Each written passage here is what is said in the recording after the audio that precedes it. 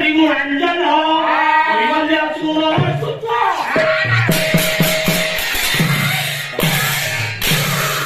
ଧନରେ ଜଗନ୍ନାଥଙ୍କୁ ଦର୍ଶନ କରି ସାରିବା ପରେ ଆନନ୍ଦ ବଜାରକୁ ଏ ଭଗତ ପ୍ରବେଶ କରେ। ଯୋଉ ମଣ୍ଡପ ହେଇଛି ସେଥିରେ ଭୋଗ କ୍ରୟ କରି ଭକ୍ଷଣ କରେ। ଭକ୍ଷଣ କରିବା ସମୟରେ କବଳିତ କରିବା ସମୟରେ ଯେଉଁ ପ୍ରସାଦ ତଳକୁ ଖସି ପଡେ ସେଇ ହେଉଛି କୈବଲ୍ୟ।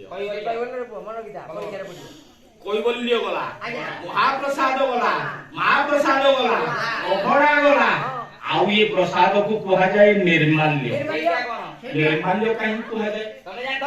ପଣ୍ଡାମାନେ ଜଗନ୍ନାଥଙ୍କ ନିକଟରେ ଭୋଗ ଲାଗି ପରେ ଥରେ କଣ କରନ୍ତି ନା ବିକ୍ରୟ ଯାଏ ନାହିଁ, ତାକୁ ସୂର୍ଯ୍ୟା ଲୋକରେ ଶୁଖେଇ ଦିଅନ୍ତି। ଶୁଖେଇ ଦେଇ କନାରେ ପୁଡ଼ିଆ କରନ୍ତି। ବଜାରରେ 5 ଟଙ୍କା, 10 ଟଙ୍କା, 50 ଟଙ୍କା କରି ବିକ୍ରୟ କରନ୍ତି। ତେଣୁ ଏ ପ୍ରସାଦର ନାମ ହେଲା ନିର୍ମାଲ୍ୟ। ये कलिहत मानव ये शरीर को तृप्ति करबा पई ये शरीर को मुक्ति करबा पई स्नान शौच शेष करी प्रत्येक दिन कणिकाय निर्माल्य भक्षण कणिकाय खान काणी की तमे गाय जोगर तमर पियो कोन पियो माने ई तमे भलो ए बुझिलो कोन बुझिलो ना पियो रे हिंदू कोन हिंदू ए जातिरे धरिए लंडा करिए तोटा ओलेबी मारे कवि कोन ता लिखिछंती कले गोरे रहो पतितम दृष्ट्वा कामारे जबे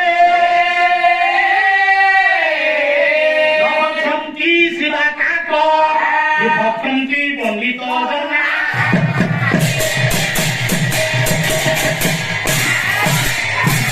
तोनरे गोमेद पर्वत बोली गोटे आए पर्वत अछि से पर्वत रे पूर्वर अभिशाप अनुଯାयी वज्रकीट छोट छोट खंड करी काटी पकाए से पर्वतर पाद देशरे पड़ी थाई से पाद देशरे पड़ी थिबा पत्थर खंड को संसार रो पंडित हेउचंदी ब्राह्मण व्यक्ति माने से पत्थर खंड को नै आसंती शालग्राम रूप रे पूजा करंती तेनु ये जीवन को चरितार्थ करबा को हेले प्रत्येक दिन स्नान शौच करी ये शालग्राम पानी टिके भक्षण करा